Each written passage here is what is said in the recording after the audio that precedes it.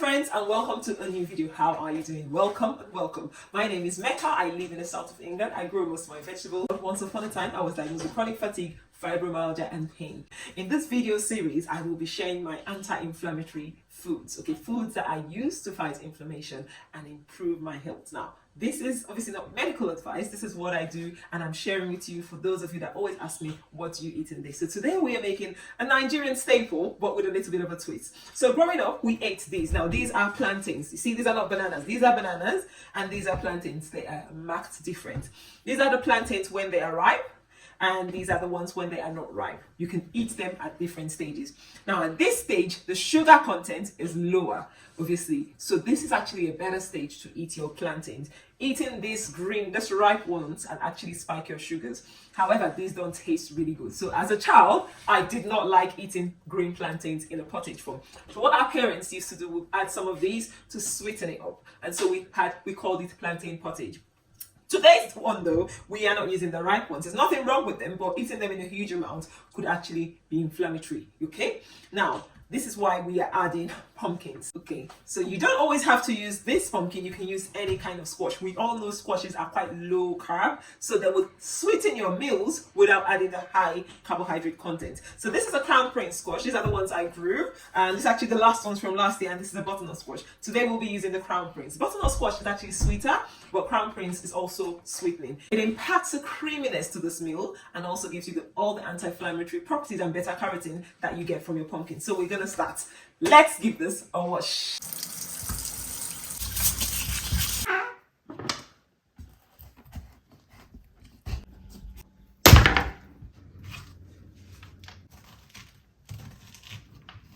In the past, I used to snack on these, and it's still fine to snack on because they're really nutritious. Pumpkin seeds are very, very healthy and nutritious. However, the shells can be actually difficult for some people to digest. So for my anti-inflammatory cooking, I would say don't bother with the pumpkin seeds from the pumpkins, but you can always snack on the ones that are whole, okay? In West Africa, where I come from, palm oil is like your olive oil for the Mediterranean. So I'm always sharing this because there's this big thing about, sustainable palm oil. Now, palm oil originated from Africa, West Africa to be precise. And the ones we have in Asia was actually shipped and taken to Asia and grown there. And that's why they have this new way of, harvesting all the palm trees. We never did that, and we still practice safe palm fruit harvest. So each tree is climbed, yes, and then each bunch of palm fruit is harvested. I'll try to put a clip if I can't find it, showing you this is how we harvest it. And so we always use palm oil. However, all oils can be inflammatory. So for this anti-inflammatory cooking, we use a small amount of palm oil. This meal is not plant-based, but it's actually got a small amount of animal protein. You can veganize it. You can make this completely vegetarian by just skipping this. But we always use dried shrimps. And these are also oysters. Now, are so good for our health, and so we always use them. And then a bit of onions, okay? So we'll go back to our pumpkins and plantains.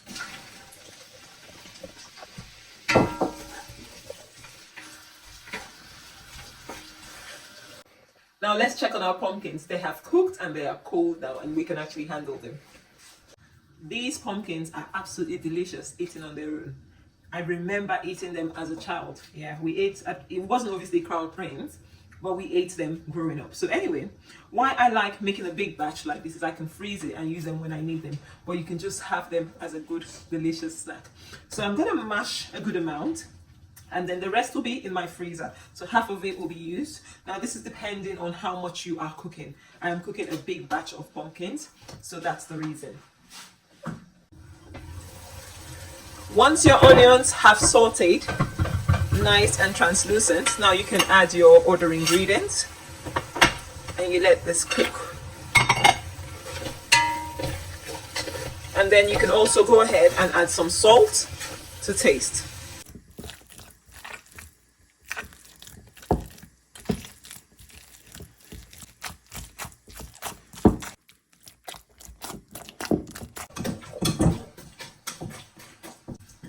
Once you've mashed this, you set this aside. Now the kids have insisted or asked that I add some sweet plantains. If you're dealing with inflammation, I would say you can avoid it. It's sweet enough with the pumpkins, but they want it even sweeter, so that's fine.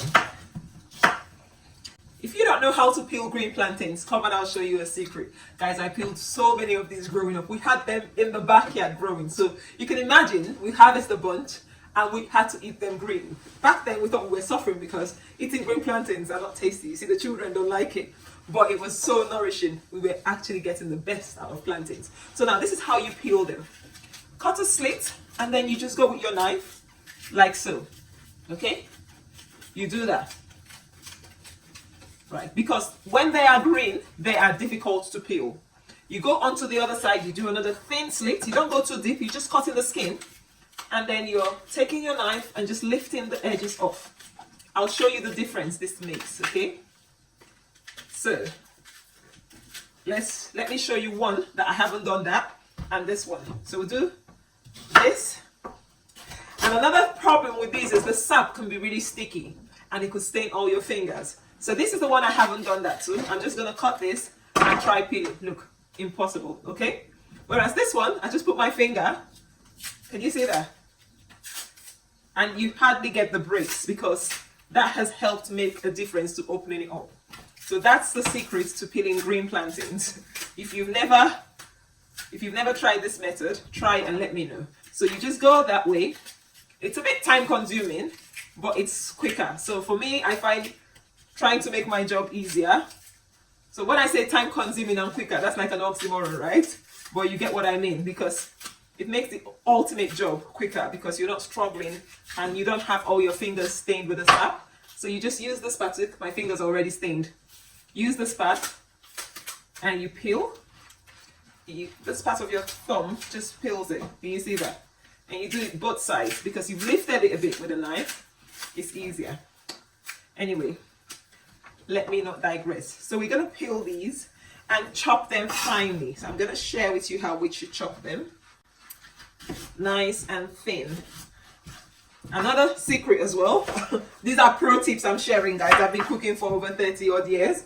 So I can share these tips. You can have more than 4 stacked together. So you don't cut one at a time. And then you just go. The smaller they are, the easier to eat. Okay? Because they're a bit hard when they're cooked. Whereas the ripe ones don't need that. Anyway, let's do that. And make 4 slits. So cut them into cubes. Like so. Cut cubes. Alright. Put it together. And then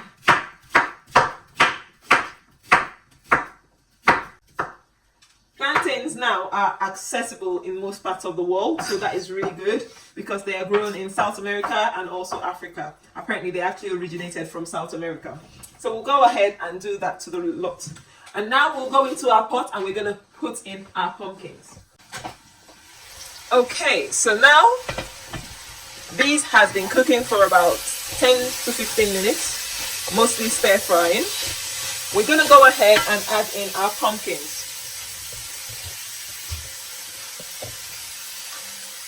So this mashed pumpkins go in now. And then we're going to season. So seasoning your food when you're cooking without artificial seasoning, which can be inflammatory, we're using natural spices. This is called uziza and alligator pepper. It's a mix I made myself. I'm just using a teaspoon of that. You can get these things in Africa. If not, you can season it whatever spices appeal to your taste buds, because some of them are not easily available in the West. And this is onion powder. I have a video where I make onion powder. Onion powder really elevates my MSG free cooking. Some people think it's overrated, but I kid you not, it's highly essential. Now, I have this ultimate soup blend. It's also got some, I think, stockfish powder, and we have our natural seasoning, which we call ogiri, or fermented locust bean powder. It's a thing I also make myself. That's why if you follow me, you probably not miss out on all those little things. But yeah, this is for those that don't know what that is. This is crayfish powder. Just as generous as you want. We want it flavorful without artificial taste. And then I'll go ahead and I'll add some hot water. That's it. So we have our broth or our base ready. If you don't have hot water, if you actually have broth, you can use broth. but ideally not like beef or meat or or any sort of chicken, because we're going anti-inflammatory. Seafood is the least I would recommend, because seafood has been shown to be very beneficial, and that's what most Mediterranean diets are actually based on, more seafood than other animals. The ultimate anti-inflammatory diet will be completely plant-based. However, not many people can, and it's really hard if you're used to eating these. And so, in order to cut ourselves some slack, we use this, okay? So we're gonna let this simmer for about 5 minutes whilst we get our plantains ready to go in. Okay guys, now we finished chopping these. Now notice the difference in color and sizes.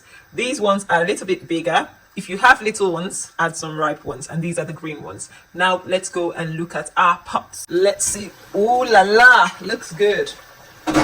Smells really good. So this has been cooking for about 10 minutes. As you can see, it's all mashed up, and now we'll go ahead, turn the heat down, taste it, and then we'll add our plantains.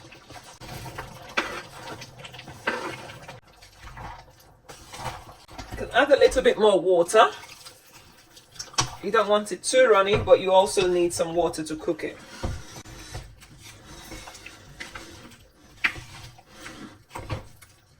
And then we'll let this cook for another 10 to 15 minutes, okay?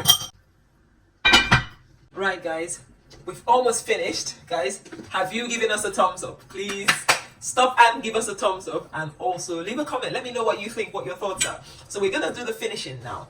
The last thing we do, obviously we taste for salt. Look at this. So I have tasted this behind the camera, and I need to salten this a little bit more. This is for the whole family. This is cooking a meal that would last us more than once, okay? So I have this herbal salt I make, and I'm using the herbal salt. So it's not just plain salt. That's just why it looks that color.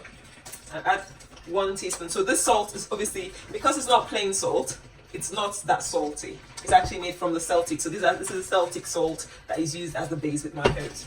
So season, and then I'm just gonna give this a good stir. And it's almost all cooked.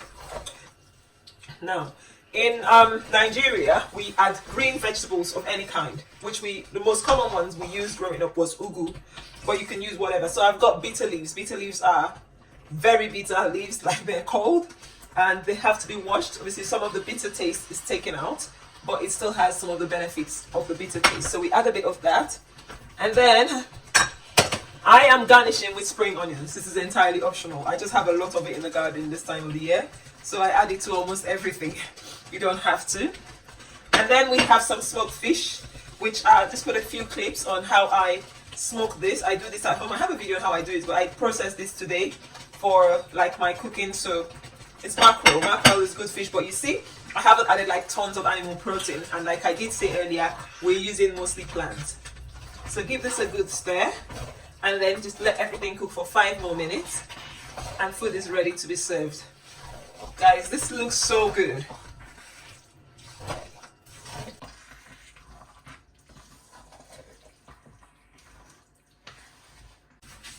Our food is ready, and it's time to serve. Guys, actually, they have started eating it. My second child has actually come for seconds, so this is something the whole family would enjoy, and it's anti-inflammatory. You can actually fight disease with food, okay? You can. It starts from your kitchen and not from the medicine cabinet. So look, the pot's nearly empty. This is one more meal for another day. Let's tuck in. It's quite hot. Woohoo! Let's tuck in. So guys, thank you for watching. If you've watched to this point, give us a thumbs up once again, and kindly subscribe and try the recipe. Tag me on Instagram. Let me know how it came out. Add pumpkins to your yam pottage, plantain. It changes it, but for good. Like, it really is delicious. Anyway, I'm gonna enjoy my food now. Bye bye.